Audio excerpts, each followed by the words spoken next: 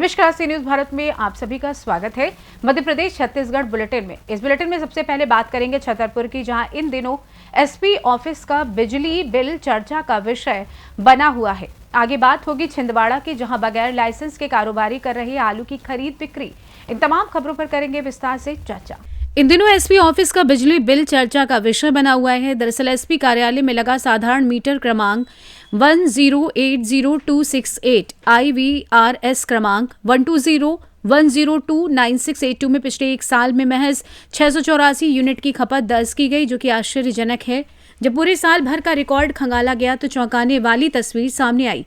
दरअसल आपको बता दें कि एसपी कार्यालय के बीते वर्ष 2024 की बात करें तो उक्त कनेक्शन से फरवरी में 1 यूनिट, मार्च में 2 यूनिट, अप्रैल में 1, मई में 0, जून में 7 यूनिट, जुलाई में 101 यूनिट, अगस्त में 177 यूनिट, सितंबर में 142 यूनिट, अक्टूबर में 158 और नवंबर में 55 यूनिट खपत हुई। यानी एक साल में मात्र 684 यूनिट। साफ तौर पर एसपी कार्यालय में बिजली की खपत कम आना संदेह के घेरे में है। जहां एयर कंडीशनर और पुलिस प्रशासन के अलग अलग दफ्तर हैं, वहां इतनी कम खपत आना संदेह पैदा करता है। पूरे मामले में बिजली कंपनी के एई प्रशांत करैया का कहना है कि मामला संज्ञान में आया है। जांच उपरांत मीटर बदलकर स्मार्ट मीटर लगाया जाएगा। देखना यह होगा कि खबर दिखाए जाने के बाद बिजली कंपनी क्या एक्शन लेता है, ये बड़ा सवाल है। सर, छतरपुर शहर के एसपी ऑफिस का बिल साल भर का 684 यूनिट का आया है। क्या वजह मानते हैं आप, किसकी लापरवाही मानते हैं, क्या कार्रवाई की जाएगी आपके द्वारा? मैं प्रशांत करैया, सहायक अभियंता, छतरपुर शहर। मामला सामने आया है कि एसपी ऑफिस में कुछ कम खपत का बिल जारी हो रहा है। मामले की जांच कराई जा रही है, जो भी वैधानिक कार्रवाई होगी की जाएगी। सर, आपके यहाँ मीटर रीडर भी हैं और 4 एसी वहाँ पे लगे हुए हैं, बड़ा कार्यालय है, फिर कैसे इतनी बड़ी लापरवाही हो गई, क्या मानते हैं आप? संज्ञान में आया, इसकी जांच कराई जाएगी, जो भी दोषी अधिकारी होगा उस पर कार्रवाई की जाएगी। छतरपुर से सी न्यूज संवाददाता कुलदीप सक्सेना की रिपोर्ट। परासिया ब्लॉक के उमरेड क्षेत्र के किसान आलू उत्पादन कर लाखों रुपए कमा रहे हैं। पेप्सिको, आइकॉन, महिंद्रा जैसी अन्य दर्जनों भर कंपनियों ने इस क्षेत्र के आलू उत्पादक किसानों से अनुबंधन कर आलू की खेती को बढ़ावा दिया है। उक्त कंपनियां आलू उत्पादक किसानों से अनुबंध कर बीज और आवश्यक रासायनिक दवाएं प्रदान करती हैं और आलू उत्पादन होने के बाद इन कंपनियों को बेचा जाता है। अनुबंधित किसान अब बिचौलियों के बहकावे में आकर अपनी फसल को बेच रहे हैं। आलू खरीद बिक्री में बिचौलियों की संख्या बढ़ रही है। उमरेड तहसील के 1 दर्जन से अधिक गांव के किसान आलू उत्पादन कर कृषि को उन्नत बनाने का प्रयास कर रहे हैं। उमरेड के ग्राम रिधोरा के अधिकांश किसान इस कृषि कार्य में अधिक संख्या में लगे हुए हैं। कम भूमि में आलू का लालच देकर किसानों से कंपनी वाला आलू खरीद बिक्री करते हैं। इससे कंपनी के वेंडर वाले व्यापारियों को मुश्किल हो रही है। लालच में आकर किसान बिना लाइसेंस वाले व्यापारियों के साथ खरीद बिक्री कर रहे हैं, जिसके कारण अनुबंधित बिल्डर को नुकसान का सामना करना पड़ रहा है, जिसकी शिकायत आज बिल्डर द्वारा बिचौलियों के नाम सहित की गई। आइए जानते हैं अनुबंधित बिल्डर अशोक पवार का और क्या कुछ कहना था। अशोक पवार। आप उमरेड थाना क्यों आए? उमरेड थाना में हम इसलिए आए हैं कि हमारा कॉन्ट्रैक्ट फार्मिंग में उमरेड क्षेत्र में आलू लगा हुआ है और इसमें जो बिचौलियों लोग हैं जो बिना लाइसेंस के इस क्षेत्र से आलू उठा के लेके जा रहे हैं, किसानों के साथ धोखाधड़ी कर रहे हैं और उससे मेरा कॉन्ट्रैक्ट फार्मिंग में मेरा पैसा मार्केट में डूब रहा है, जिससे मुझे ज़्यादा हानि होने की आशंका है। ऐसे कितने जो बिना अनुबंध के आलू खरीद रहे हैं? 10 से 15 लोग हैं जी। परासिया से सी न्यूज संवाददाता ललित तिवारी की रिपोर्ट।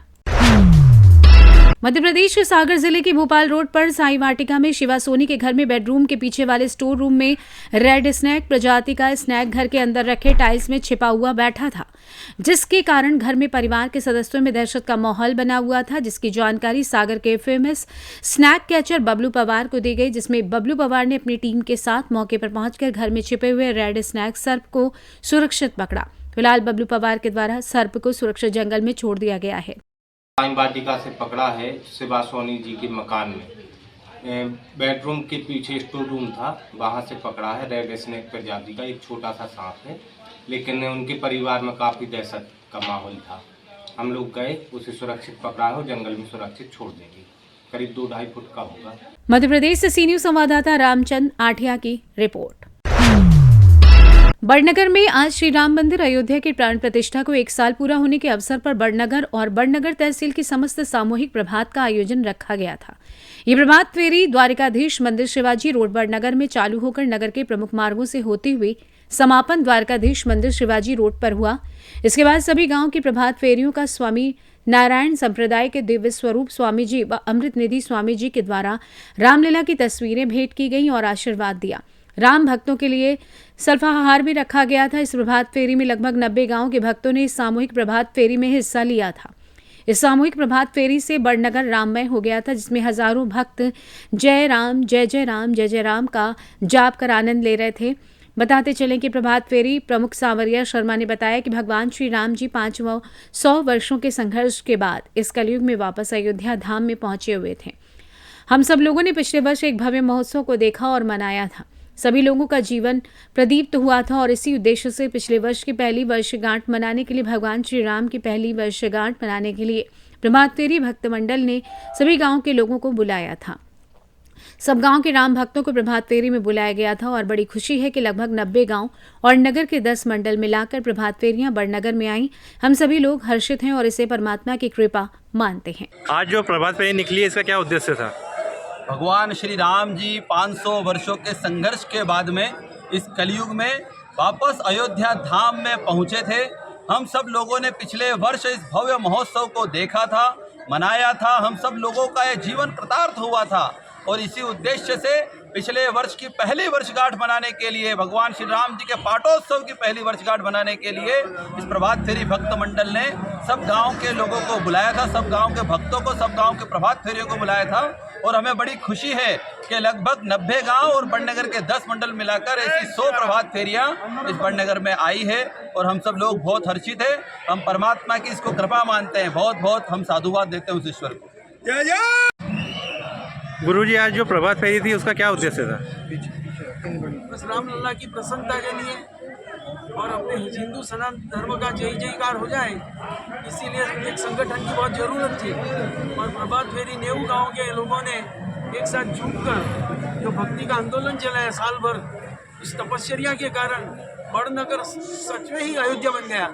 और आप लोगों ने जो साहस किया है, सभी भक्तों का जो सम्मान किया है, और इसके लिए हम बड़नगर मंडल के सभी भक्तों को, कार्यकर्ताओं को, व्यवस्थापकों, छोटे बड़े सभी आबाल वृद्ध नगर जनों को हृदय से प्रणाम करते हैं और आपके लिए शुभकामना भी करते हैं कि बड़नगर विशेष रूप से प्रगति करे।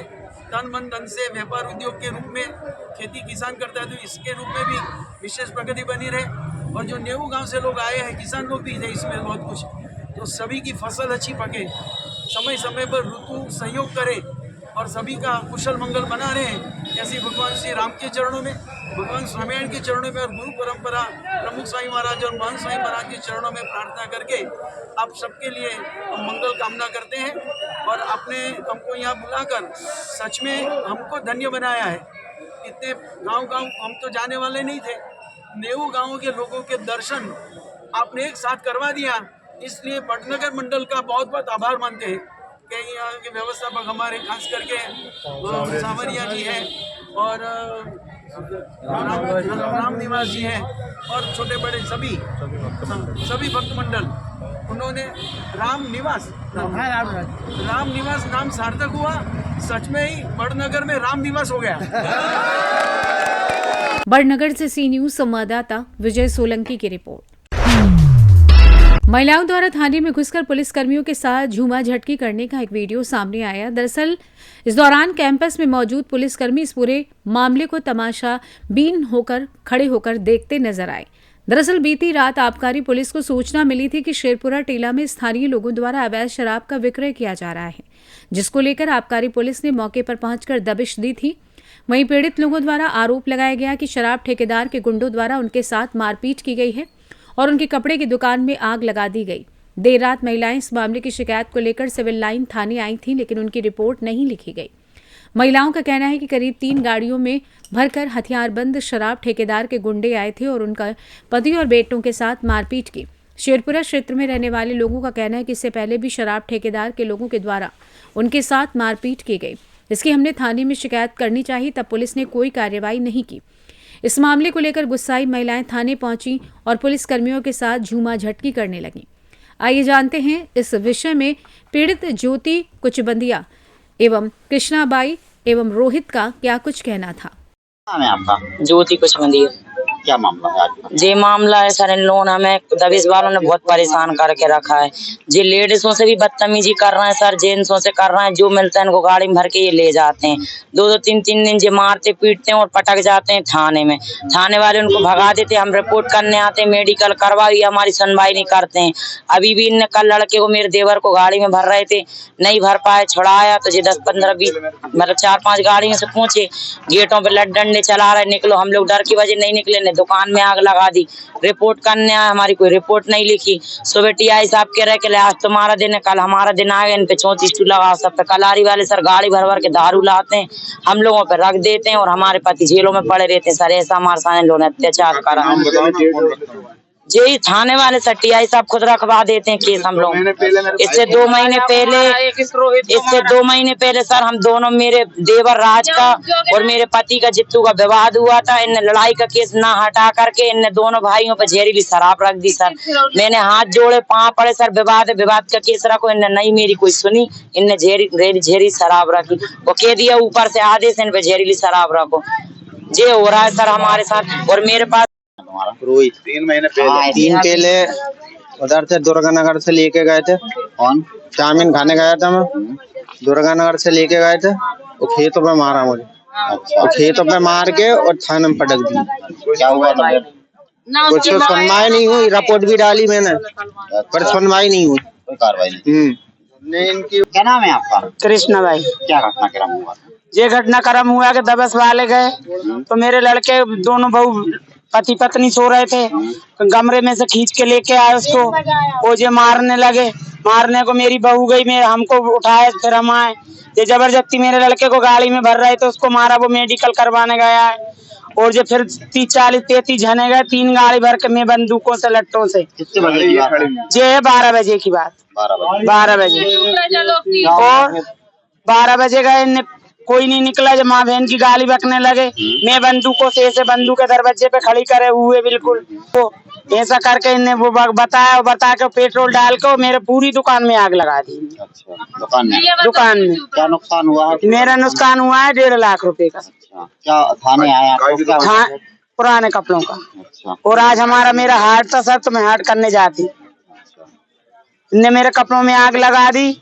और जहाँ थाने में आए तो जहाँ पे थाने वालों ने रात में मेरी रिपोर्ट नहीं लिखी, और अभी आए तो अभी धमकी दे रहे हैं। टीआई साहब नहीं, वो दे रहे हैं दबिश वाले। और टीआई भी कह रहा है कि ज्यादा ऐसा करा तो हम तुम्हारी रिपोर्ट नहीं लिखेंगे, ये नहीं करेंगे। वो और क्या मालूम क्या कौन सा केस रख देंगे तुम्हारे ऊपर। सर आज आज सुबह खबर मिली थी कि आबकारी विभाग को कोई सूचना थी कि शेरपुरा में कहीं अवैध शराब का भंडारण है। इस संबंध में आबकारी की टीम ने दबिश दी थी, हालांकि कोई चीज बरामद नहीं हो पाई थी। उसके बाद ये कुछ लोग एकत्रित हुए। उनका कहना था कि दारू कंपनी के कुछ लोग हमारे यहाँ आए थे, जिन्होंने गदर करी, उसी के विरोध में आए थे। जांच की जा रही है, जो भी सत्ता पाई जाएगी उस हिसाब से कार्रवाई की जाएगी। विदिशा से सी न्यूज संवाददाता सुनील की रिपोर्ट। फिलहाल इस खास बुलेटिन में बस इतना ही। देश दुनिया की तमाम बड़ी खबरों को जानने के लिए आप जुड़े रहिए सी न्यूज भारत के साथ। हर खबर है आपके साथ, आपके हाथ।